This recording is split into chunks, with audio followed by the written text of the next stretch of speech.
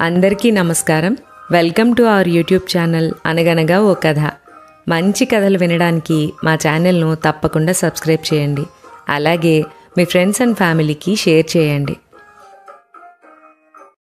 ఇప్పుడు మనం వినబోయే అగ్రహారం కథ పేరు నాన్న పేరున. మన అగ్రహారానికి 1-2 మైళ్ళ దూరానుంది ఆ అగ్రహారం. తీరు తెన్ను అన్నీ మన అగ్రహారంలాగే, కానైతే మెయిన్ రోడ్డుకి కాస్త లోపలికి ఉంటుంది. పెద్ద పట్టణాలలో అయితే వీటినే పేటలు అంటారు. మరి కొందరు మన అగ్రహారపు కోడళ్ళకి అది పుట్టిన ఊరైతే, మరికొందరు అగ్రహారపు ఆడపిల్లలకి అత్తగారి ఊరు. ఆ ఊరిలో ఆ రోజు మంచి హడావిడిగా ఉంది. ఊరంతా రంగురంగుల తోరణాలు కట్టారు. మామిడాకులతోటి, జెండాలతోటి. కొత్తగా కమ్మగా వాసన వేస్తున్న కొబ్బరాకుల పందిరి వేశారు. పచ్చటి పేన్నీళ్లు జల్లి ఊరి మొదటి నుంచి ఆడపిల్లలు రంగురంగుల ముగ్గులు అందంగా తీర్చిదిద్దారు. చుట్టుపక్కల 4 ఊళ్ళకి కబుర్లు వెళ్ళాయి. మర్నాడే స్కూలు ప్రారంభం. విస్సన్నగారి అబ్బాయిలు, అమ్మాయిలు, కోడళ్ళు, మంగళాంబగారు వస్తున్నారు.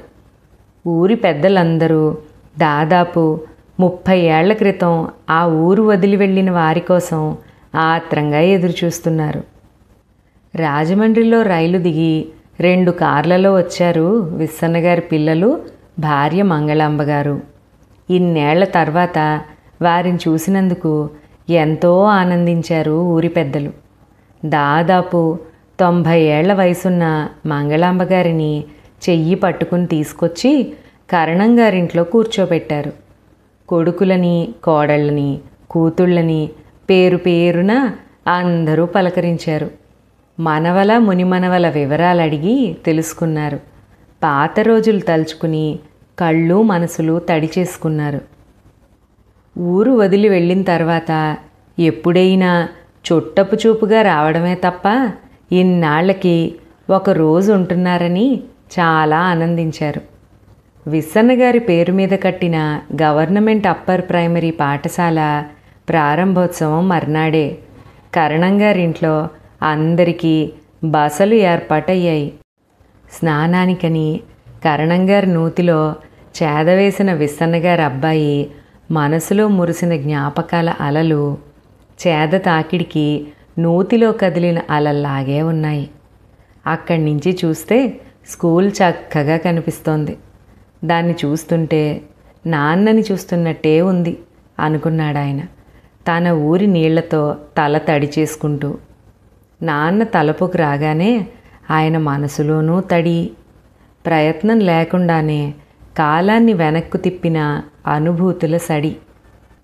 ఆ ఊరిలోకెల్లా ఎక్కువ మండువాలు, శుచి శుభ్రతలు ఉన్న ఇల్లు ఎవరిదంటే అది విశ్వనాథం గారిదే. విశ్వనాథం గారిని విస్సన్నగారు అంటారు. శుతిమెత్తనైన మనసు, ఎవ్వరినీ నొప్పించని మాట ఆయన సొంతం. అంతేకాదు, మితమైన కోరికలు, పద్ధతైన నడవడికతో మనిషి ఎంత సంతోషంగా ఉండొచ్చో, తన కోసమే కాకుండా ఇతరుల కోసం ఆలోచించటంలో ఎంత ఆనందం ఉంటుందో తెలుసుకోవడానికి ఆయన ఒక పెద్ద ఉదాహరణ. ఊరిలో పెద్ద మనిషిగానే కాదు, కోఆపరేటివ్ సొసైటీ ప్రెసిడెంట్గా, పంచాయతీ బోర్డు మెంబర్గా కూడా ఆయన ఊరిలో చాలా గౌరవనీయులు. మంగళాంబగారు ఆయన ఇల్లాలు. 5 కొడుకులు, 4 కూతుళ్ళు వారికి. పసిమి వర్ణంలో కొద్దిగా గట్టిగా మాట్లాడినా సరే మొహము చెవులు ఎర్రబడేంత సున్నితంగా ఉంటారు విశ్వనాథం గారు. చామన ఛాయలో పొడుగ్గా, సన్నగా, కళకళలాడే ముఖంతో, 7 రాళ్ల రవ్వల ముక్కు పుడకతో దీపంలా ఉంటారు మంగళాంబగారు. ఆవిడకి వినికిడి తక్కువే అయినా విస్సన్నగారు పెదాల కదలికలతోనే ఏదైనా చెప్పగలరు. ఆవిడ కూడా నోరు తెరిచి చెప్పక్కర్లేకుండానే అన్నీ తెలుసుకోగలరు. అది మాటలకందని, పెద్దగా అక్కరలేని అందమైన అనుబంధం. పొద్దు పొడవడంతోనే నిద్రలేస్తారాయన. మొహం కడగడంతోనే ఇత్తడి చెంబు తీసుకుని పెరట్లోకి వెళ్ళి పాలు పితికి తీసుకొచ్చి అప్పటికే లేచి కాఫీ డికాషన్ వేసి తయారుగా ఉన్న మంగళాంబ గారికి ఇస్తారు. ఆవిడ క్షణాల్లో బ్రహ్మాండంగా ఫిల్టర్ కాఫీ తయారు చేసి ఆయనకిస్తారు. తన కుటుంబానికి అవసరమైన పాలు ఉంచుకుని మిగతావి కావలసిన వారికి ఇచ్చేస్తారు. పాలైనా పండైనా ఫలమైనా అంతే. ఇతరుల కోసమే అన్నీ ఇచ్చే చెట్టు చేమ గొడ్డు గోదా కంటే జ్ఞానమున్న మనం మెరుగ్గా ఆలోచించాలి కదా. తమవైనా సరే అవి తమ కోసం ఏవి ఉంచుకోవు. మరి మనది కాని దానికి మనమెందుకు అతిగా ఆశపడాలి అని ఆయన అభిప్రాయం. చిన్న గ్లాసుడు కాఫీ తాగి స్నానపానాదులు క్లుప్తంగా పూజ కానిచ్చుకుని నిద్రపోతున్న పిల్లల్ని పేరు పేరునా లేపుతారు. విస్సన్నగారికి పిల్లలంటే అలవి కాని ప్రేమ. వెంటే ఉండి కబుర్లు చెప్పేవారు. వార్తలు విశేషాలు చెప్పడం, కథలు కబుర్లు చెప్పి నవ్వించటం ఆయనకి ఎంతో ఇష్టం. వాళ్ళందరినీ పేరు పేరున గారం చేసేవారు. ఆయనకు ఉన్న ఒకే ఒక్క బలహీనత ప్రథమ కోపం. విసుగు కొద్దిగా ఎక్కువ. తాను అనుకున్న పని అనుకున్నట్టుగా అవకపోతే చిరాకు పడేవారు. అయితే ఆ కోపం పాల పొంగులాంటిది, వచ్చినంతసేపు ఉండదు. ఆ కారణంగా పిల్లల్ని ఎప్పుడైనా కోప్పడినా తిరిగి 1,00,000 విధాల బుజ్జగించి లాలించి వాళ్ళ అన్నం తినే వరకు ఆయనకి తోచేది కాదు. ముందు అరవడం ఎందుకు, ఇప్పుడు బతిమాలడం ఎందుకు అని మంగళాంబ గారు వెక్కిరిస్తే చిన్నగా నవ్వేసేవారు. నీకు తెలియదులే అన్నట్టు. పిల్లలు స్కూళ్ళకి కాలేజీలకి వెళ్ళాక మల్లెపువ్వు లాంటి తెల్లటి పంచె కట్టుకుని నున్నగా తుడిచి అద్దంలా ఉన్న వీధి అరుగు మీద చిన్న చాప వేసుకుని పేపర్ చదువుకుంటారు. పక్కనే బుష్ రేడియో పెట్టుకుని. అప్పుడే వచ్చేవారు ఊరిలో వాళ్ళు. ఏదైనా సలహాకో మరేదైనా పనికో. ఎవరికేం కావాలన్నా లేదనకుండా చేసేవారు. ఒకవేళ లేదనవలసి వస్తే నోటితో కాకుండా చేత్తో లేదనేలా పని చేసేవారు. అంటే ఎంతవరకు వీలైతే అంతవరకు అన్నమాట. పొద్దున్న రాత్రి మితంగా భోజనం, మధ్యలో ఓ పండో ఫలహారమో అంతే. హితమైన పదార్థం మితంగా తినాలి, అప్పుడే అది మనకి మంచి చేస్తుంది అనేవారు. ఆయన ఆలోచనలు ఎప్పుడూ ఊరికి ఏదైనా చేయగలమా అన్న దాని మీదే ఉండేవి. సొంత లాభం కొంత మానుకు అన్నది ఆయన అభిప్రాయంగా ఉండేది. అందుకే ఊరిలో అందరికీ రేషన్లో చక్కెర అవి సమయానికి అందేటట్టుగా చూసేవారు. ఊరిలో ఉన్న వేద పాఠశాల నిర్వహణకి అన్ని విధాలా సహకరించడమే కాక ఊళ్ళో పిల్లలందరికీ టీకాలు మందులు సరిగ్గా అందేలా చూడటం, ఇలా చాలా చేసేవారు ఆయన. విస్సన్న గారు ఆ రోజుల్లోనే మద్రాసులో ఉండి BA చదువుకున్నారు. ఒక్కరే కొడుకు అవడం చేత తండ్రి మాట కాదనలేక ఉద్యోగ ప్రయత్నాలు అవి మధ్యలోనే వదిలి సొంత ఊరికి వచ్చేశారు. అయినా పిల్లలకి మంచి చదువులు చెప్పించాలని ఆయన కోరిక. టౌనుకు కొద్దిగా ఎడంగా ఉన్న ఆ ఊరికి కాలవ మీద వంతెన దాటి వెళ్ళాలి. ఆ వంతెన కూడా చాలా బలహీనంగా ఎప్పుడు కూలుతుందో అన్నట్లుగా ఉండేది. 3-4 చోట్ల చిల్లులు పడడంతో దాన్ని దాటటం ప్రాణ సంకటంలా ఉండేది. ఎడ్లబళ్ళు జట్కాలు కూడా వంతెన కవతల జనాల్ని దింపేసి ఖాళీ బండిని జాగ్రత్తగా వంతెన మీద నడిపించి జనం కూడా వంతెన కాలినడకన దాటాక యువతలి వైపున మళ్ళీ ఎక్కించుకునేవారు. సరైన రోడ్డు లేని ఆ ఊరి నుంచి టౌన్కి రాకపోకలు చాలా కష్టంగా ఉండేవి. ఇక వర్షాకాలం వచ్చిందంటే చెప్పక్కర్లేదు. అసలే పల్లంలో ఉన్న ఊర్లు, దారి తెన్ను లేని రోడ్లు. దానితో దారంతా వర్షం నీళ్ళకి మురికి బంద. అడుగు తీస్తే అడుగు వెయ్యలేనంతలా తయారయ్యేది.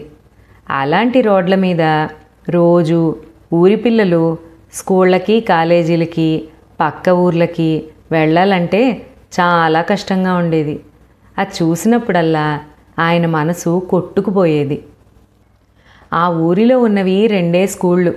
ఒకటి వేద పాఠశాల, రెండోది చిన్నబడి అని పిలువబడే ప్రైమరీ స్కూల్. చిన్నబడిని కరణంగారి అరుగు మీదో వీధి సావడిలోనూ నిర్వహించేవారు. ఎందుకంటే పక్కా భవనం లేదు దానికి. అక్కడ 5వ తరగతి దాకా మాత్రమే చదువు. ఆ స్కూల్కి అంతటికీ ఒక్కరే ఉపాధ్యాయులు.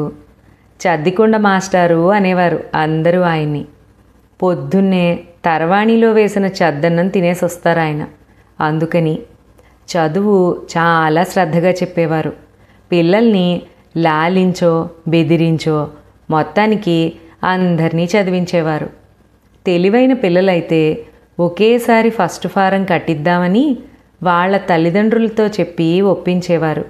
దానికి కూడా ప్రత్యేకమైన శ్రద్ధతో వాళ్ళకి చదువు చెప్పేవారు. అలాంటి పల్లెటూరులో పిల్లలు చదువుకి రావడమే గొప్ప. ఆడపిల్లలైతే మరీను చెమ్మ చెక్కలో చింతపిక్కలో ఆడుకోవడంలో వాళ్ళకున్న ఉత్సాహంలో సగం బడికి రావడంలో ఉండేది కాదు. అదిగాక ఏడాదికి సగం రోజులు పండగలు పబ్బాలు. సాయంత్రం మా ఇంట్లో బొమ్మలు కొలువండి, పేరంటాలకి పిలవాలి అనో, అట్ల తద్దండి అనో ఏదో వంకతో ఆడపిల్లలు బళ్ళు మానేసేవారు.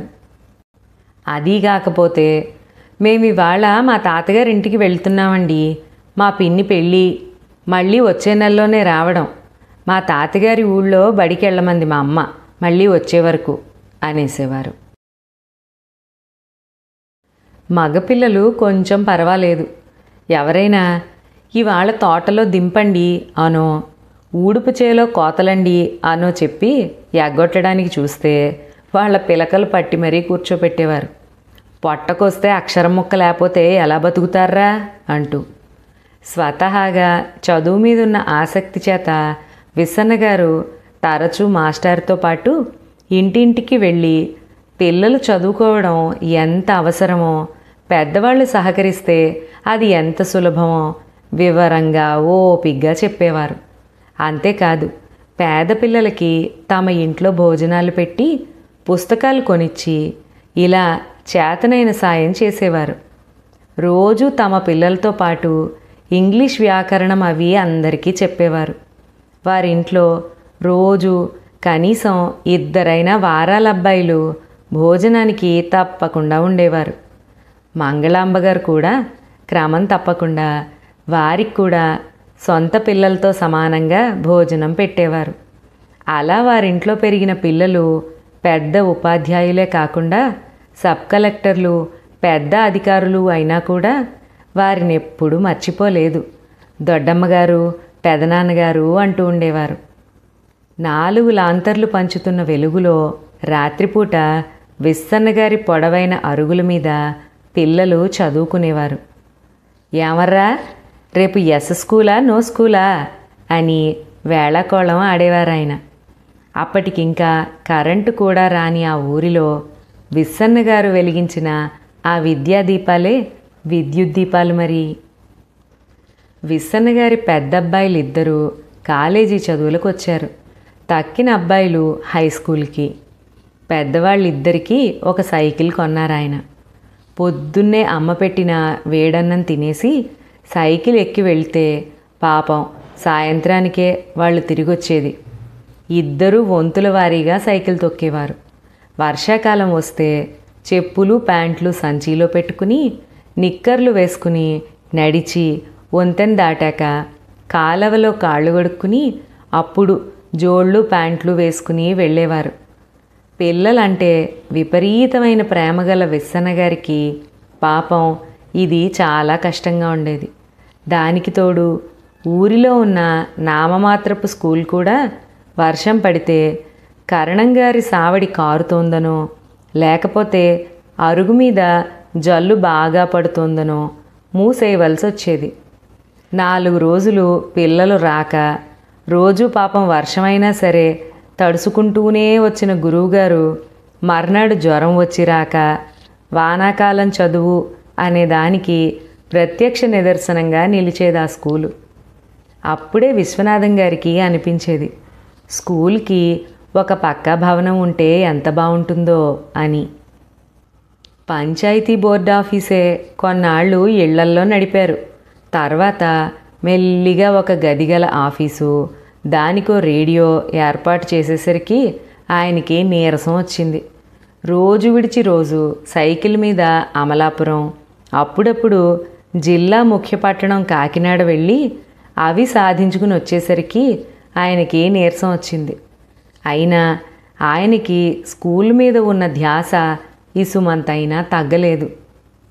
శ్రావణమాసం కావడాన వర్షాలు జోరుగా కురుస్తున్నాయి. ఆ సంవత్సరం వర్షం ధారగా కురవటం, రోజంతా మబ్బులు మూసి మెరుపులు ఉరుములతో భయపెట్టగా పిల్లలు కాగితం పడవలేసుకుని చూర్నీళ్లల్లో తడుచుకుంటూ ఆడుకోవడమే. 4 రోజుల తర్వాత తెరిపించింది. అనుకోకుండా వచ్చిన 4 రోజుల సెలవులు ఆనందంగా అనుభవించిన పిల్లలు మళ్ళీ దిగులు మొహాలేసుకుని టౌన్ స్కూల్కి బయలుదేరారు. సూర్రావు బండిలో సుబ్బయ్య గారి చంటి, ఎర్రబ్బాయి గారి సత్తి, వర్ధనమ్మ గారి మనవరాలు సుందరి, ఇలా ఓ 6 మంది పిల్లలు. పొద్దున్నే వాళ్ళని స్కూల్లో దింపేసి వచ్చాడు సూర్రావు. మళ్ళీ వెళ్ళి తీసుకురావాలి. పొద్దున్నే తుప్పరగా మొదలైన వాన మధ్యాహ్నం భోజనాల వేళకి పెద్దదయ్యి కుంభవృష్టిగా మారింది. ఏనుగు తొండాలతో కురుస్తున్నట్టుగా ఉంది. ఊరు పల్లంలో ఉండేసరికి నీళ్లు రావడం మొదలైంది. కాలవ పొంగి వంతెన మీద జోరుగా దబదబా బాదడంతో వంతెనకున్న చిల్లులు పెద్దవయ్యాయి. ఎక్కడ అడుగు వేస్తే ఏమవుతుందోనన్నట్టుగా ఉంది పరిస్థితి. సాయంత్రం 3 గంటలకే ముసురుకున్న మబ్బులతో రాత్రి 8 అయినట్టుగా ఊరంతా నల్లటి కంబళి కప్పుకున్నట్టుగా ఉంది. పిల్లలు వెనక్కి రావాలి. బండి వెళ్ళడానికి లేదు. ఎలా ఉన్నారో ఎక్కడున్నారో తెలీదు. 4 దాటేసింది. స్కూలు మూసేసుంటారు ఈ పాటికి. ఎక్కడున్నారో ఏమిటో అని పెద్దలందరికీ ఆందోళనగా ఉంది.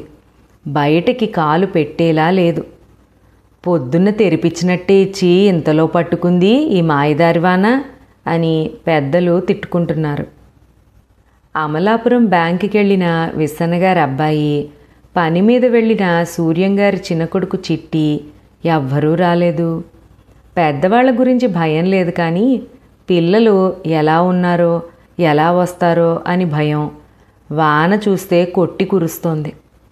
4 గంటలు ఎడతెరిపి లేకుండా కురిసి సాయంత్రం 6 గంటల వేళ తెరిపి ఇవ్వడం మొదలెట్టింది. పూర్తిగా ఆగేసరికి 7 అయ్యింది. కొద్దిగా నీరు తగ్గిన తర్వాత ఊరి పెద్దలు పంచాయతీ ఆఫీస్ దగ్గరకు వచ్చి ఏం చెయ్యడమా అని ఆలోచించారు. బండి వెళ్ళేటట్టు లేదు. ఈ రాత్రికి కొంత ప్రవాహం తగ్గితే రేపొద్దున్నే వంతెన మీద కొద్దిగా ఇసుక కంకర అవి వేసి రిపేర్ చేశాక అప్పుడెళ్ళి పిల్లల్ని తీసుకురావడమే మంచిది అని అనుకున్నారు. అనుకోవడానికి అంతకంటే మరో మార్గం ఏముంది గనక. పిల్లల తల్లులు బెంగతో తల్లడిల్లిపోతున్నారు. తండ్రులు గుంభనంగా దిగులు మనసులోనే దాచుకున్నారు. ఒకరిద్దరు లాంతర్లు కర్రలు పట్టుకుని ఇప్పుడే వెళ్దామన్నారు. కానీ మిగతా వారు ఆపారు. ఈ రాత్రి మోకాల్లోతు నీళ్లల్లో పురుగే ఉందో గొయ్యే ఉందో ఏమీ తెలియదు కదా. స్కూల్ హెడ్ మాస్టరు మన పిల్లల్ని ఎరిగినవారే కదా, ఏదో ఒకటి చేస్తారు అని ధైర్యం చెప్పారు మిగతావారు. రాత్రంతా వాన రాలేదు అదృష్టవశాత్తు. మర్నాడు తెల్లవారుతూనే పిల్లల్ని వెంటబెట్టుకుని వచ్చారు విస్సన్నగారి అబ్బాయి, సూర్యంగారి చిట్టి. రాత్రంతా విస్సన్నగారి అరుగుల మీద జాగారం చేసిన పిల్లల తల్లిదండ్రులు అప్పుడు కుదుటపడ్డారు. పిల్లలు స్కూల్కి వెళ్ళినట్టు తెలుసు గనక సాయంత్రం బ్యాంకు నుంచి స్కూల్కి వెళ్ళి పిల్లల్ని తన స్నేహితుడింటికి తీసుకుని వెళ్ళి అక్కడి నుంచి రిక్షాలో వంతెన దాకాను, అక్కడి నుంచి చిన్నవాళ్ళని ఎత్తుకుని పెద్దవాళ్ళని నడిపించుకుని తీసుకొచ్చారు వారిద్దరూ. తడవకు ఒకరిని అందరూ కలిసి నడిస్తే వంతెన మీద ప్రమాదమని. చదువు లేకపోయినా పర్వాలేదు, మేం పిల్లల్ని ఇంక అమలాపురం పంపం అని తల్లులు అప్పుడే చెప్పేశారు. వాన వెలిసి ఆకాశం నిర్మలమైంది 3వ రోజున. కానీ విస్సన్నగారి మనసులో ఆలోచన మేఘాలు మాత్రం వీడలేదు. సరైన రోడ్లు లేక, సౌకర్యాలు లేక ఇలాంటి స్థితిలో ఉన్న పల్లెటూర్లకి మోక్షం ఎప్పుడొస్తుంది? రోజువారీ జీవితమే ఇంత కష్టంగా ఉంటే ఇంకా చదువులు, ఉద్యోగాలు ఎలా వస్తాయి? తమ ఊరికంటే వెనకగా ఉన్నవి మరీ శుద్ధ పల్లెటూర్లు. అవి ఎప్పటికైనా వెలుగు చూస్తాయా? వంతెన ఎలాగోలా బాగు చేయించవచ్చు. మహా అయితే ఓ 6 నెలలు పట్టచ్చు అధికారుల చుట్టూ తిరగడానికి. కానీ పిల్లల సంగతి ఏమిటి? పిల్లల్ని ఇంత కష్టపెట్టడం ఎలాగా? ఏ రోజు ఎలా ఉంటుందో తెలియక అంతంత దూరాలు పిల్లల్ని పంపి వాళ్ళ కోసం కళ్ళలో ఒత్తులేసుకుని కూర్చునే తల్లిదండ్రులు, ఓ కబురు కాకరకాయ తెలియకపోతే వాళ్లకు కలిగే ఆవేదన, ఇవన్నీ ఇంకా ఎంతకాలం? మనస్సంతా ఆక్రోశంతో నిండిపోయింది ఆయనకి. ఈ సమస్యకి ఒక్కటే సమాధానం. ఊర్లోనే అన్ని సదుపాయాలు ఉండాలి. ఒక హాస్పిటల్, ఒక స్కూల్. ఇలా అనుకున్నాక ఆయన మనసు కొంత శాంతించింది. మిగతా వారితో కలిసి ఆ దిశగా ప్రయత్నాలు మొదలుపెట్టారు. ఆయనకి పిల్లలకి ఉన్న శ్రద్ధ వల్లనూ, పిల్లలందరూ తెలివైన వాళ్ళు కావడంతోనూ చదువులు బాగా అబ్బి అందరూ మంచి ఉద్యోగాలలోనే స్థిరపడ్డారు. హైదరాబాద్లోనూ మద్రాసులోనూ ఉంటున్న పిల్లలు సరదాగా మా ఊరికి రండి నాన్న అని పిలిస్తే కూడా ఏదైనా విశేషం ఉంటే వెళ్ళి ఒక్క 4 రోజులు ఉండొచ్చేయడం తప్ప ఎప్పుడు ఆయన పెద్దగా ఎక్కడికి వెళ్ళింది లేదు. తన ఇల్లు, అంతకంటే ఎక్కువగా తన ఊరు, ఇదే ఆయన ప్రపంచం. 4 ఊళ్ళు చూడటం అవి ఇష్టమైన మంగళాంబ గారు అప్పుడప్పుడు వెళ్ళి కూతుళ్ళ దగ్గర, కొడుకుల దగ్గర ఉండి వస్తూ ఉండేవారు. ఏమిటో ఆవిడకున్నంత సరదా నాకు లేదమ్మా. మన గాలి, మన ఊరు, ఆ తర్వాతే ఏదైనా అనేవారు విస్సన్నగారు. అలాంటి విస్సన్నగారు ఎంత మెత్తగా బతికారో అంతే శుతిమెత్తగా వెళ్ళిపోయారు ఒక రాత్రి. ఎవ్వరికీ ఏ కష్టమూ లేకుండా ఒక పిల్ల తెమ్మెర నిశ్శబ్దంగా వీచి తెరమరుగైనట్టుగా ఒక నీలిమేఘం సంతృప్తి ఆవిరిని, పరోపకారాల నిండుతనాన్ని నింపుకుని మంచితనపు జల్లులు కురిపించి తన పని ముగియగానే మాయమైనట్టుగా. మనిషై పుట్టినందుకు నలుగురికి ఏదైనా మంచి చేయగలిగితే చాలు. మణిమాణిక్యాలు మనతో వస్తాయిటమ్మా. మన ఊరి పిల్లల గురించే నా బాధంతా. పోయే ఒక్కరోజు ముందు కొడుకుతో ఆయన అన్న మాటలివి. ఆ రోజు ఊరిలో కంటతడి పెట్టని వారు లేరు. ఇది జరిగి దాదాపు 30 ఏళ్లకు పైగా అయ్యింది. విస్సన్నగారి పిల్లలు, మనవలు అందరూ పెద్దవాళ్ళయి దేశంలోనూ ప్రపంచపు నలుమూలల్లోనూ స్థిరపడ్డారు. ఒక్కరూ ఉండలేరని మంగళాంబ గారిని కొడుకులు తీసుకుపోయారు. ఆయన తలుపులని తనలో దాచుకున్నట్టుగా పెద్ద పెద్ద టేకు తలుపులున్న ఆ ఇల్లు మాత్రం మిగిలి ఉంది చాలా రోజులు. విస్సన్నగారి ఆబ్దీకన్నాడు ప్రస్తుత కరణంగారి దగ్గర నుంచి వారి అబ్బాయిలకి ఫోన్ వచ్చింది. మొన్న కురిసిన పెద్ద వర్షానికి మీ ఇంటి కప్పు కూలిపోయింది. మీరొచ్చి ఒక్కసారి చూసుకుంటే తర్వాత ఏదైనా బాగు చేయించమంటే చేయిస్తాం అని చెప్పి, తెలిసిన వారిని ఊరికే ఉండమనడము, పెద్దగా అద్దె ఇచ్చుకోలేని వారిని కొబ్బరికాయలు అవి దాచుకోమనో, ఇలాంటివి ఎన్నో అమలు చేసినా అవేవి పెద్దగా నడవలేదు. తాము పుట్టి పెరిగిన ఇల్లు ఖాళీగా ఉండటం వల్ల పాడైపోతోందనే బాధపడేవారు ఇన్నాళ్ళు. ఇప్పుడు ఇల్లు పక్కన కూలిపోయింది అనేసరికి వాళ్ళ బాధ రెట్టింపైంది. అన్నగారింటికి వచ్చిన ఆడపిల్లలు కళ్ళ నీళ్లు పెట్టుకున్నారు ఆ మాట విని. మంగళాంబగారైతే ఒక్కసారి వెళ్ళి చూసొద్దామే, మళ్ళీ నేను వెళ్ళగలనో లేదో అన్నారు కోడలితో. వదిలేస్తే శిథిలమైపోతోన్న ఇల్లు, తమ బాల్యానికి మిగిలిన గుర్తు, నాన్నగారి జ్ఞాపకం. వెళ్ళి ఉండాలంటే బదిలీల ఉద్యోగాలు, పిల్లల చదువులు. పిల్లల చదువులు అనగానే అసంకల్పితంగా వారి మనస్సులో తళుక్కున మెదిలింది పిల్లల కోసం తమ తండ్రి పడ్డ తాపత్రయం. కాకతాళీయంగానైనా తమ తండ్రి ఆబ్దీకన్నాడే వచ్చిన ఆ ఫోను ఊరి కోసమే ఆలోచించిన నాన్నగారి గుర్తుగా ఊరికే ఏదైనా కానుకిస్తే అన్న ఊహ వారందరినీ ఆలోచింపచేసింది. ఇన్నాళ్ళు తమ ఉద్యోగాలు, సంసార తాపత్రయాల్లో పడి ఇంటి గురించి పెద్దగా ఆలోచించలేదు వాళ్ళు. ఇప్పటికైనా ఏదో ఒకటి చెయ్యాలి అనుకున్నారు. అదే ఆయన పేరు మీద ఒక స్కూల్ ఏర్పాటుకు నాందిగా తమ స్థలాన్ని ఇవ్వాలని, అది మొదలు స్కూల్ ఏర్పాటయ్యే వరకు కృషి చెయ్యాలని. ఇలా అనుకోగానే తమ్ముళ్ళు ముగ్గురికి ఫోన్లు చేసి మాట్లాడారు. అన్నలకి తమ్ముళ్లేగా, వాళ్ళు కూడా వెంటనే అవునన్నారు. అమ్మాయిలైతే వాళ్ళ నాన్నగారే మళ్ళీ వస్తున్నంతగా సంతోషించారు. కోడళ్ళు, మనవలు, మనవరాళ్ళు, అల్లుళ్ళు అందరూ వెంటనే చేసేద్దామన్నారు. మంగళాంబ గారు భర్త కోరిక ఇన్ని రోజులకైనా తీరుతున్నందుకు సంతృప్తి పడ్డారు. అలా ఈనాడు మొదలవబోతోంది స్కూల్. తర్వాత మిగిలిన పాత ఇల్లు కూలగొట్టినప్పుడు కాస్తంత బాధతో పాటు ఆనందం కూడా అనుభవించారు వాళ్ళు. అన్ని పనులు అయ్యి ప్రారంభోత్సవానికి వచ్చేసరికి దాదాపు సంవత్సరం పట్టింది. ఆలోచనల్లోనూ జ్ఞాపకాల్లోనూ పడి అలా ఎంతసేపు నూతి దగ్గర ఉన్నారో కూడా తెలియలేదు ఆయనకి.